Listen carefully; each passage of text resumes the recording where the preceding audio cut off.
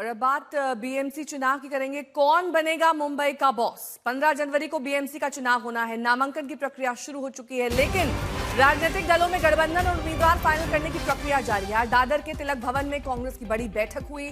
बैठक में उम्मीदवारों और गठबंधन पर चर्चा हुई। विद्या मेरे सहयोगी जुड़ गई हैं तमाम जानकारी के साथ।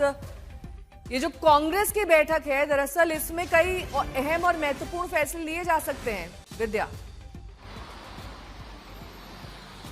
जी बिल्कुल नेहा, देखिए सबसे पहले तो महाविकास अघाड़ी जो अलायंस था वो अपने आप में बिखरता नजर आ रहा है।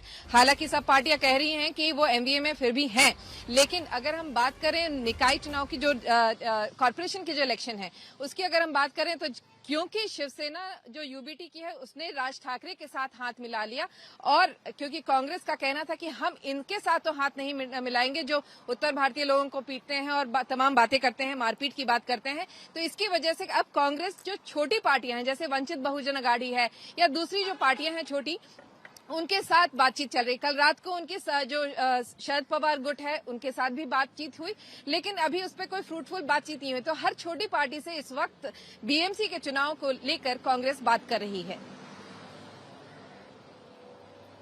हालांकि उद्धव और राज ठाकरे के साथ आने से कई सारे समीकरण वहां पर बिगड़ सकते हैं, और ये एक बड़े अलायंस के तौर पर देखा जा रहा है। विद्या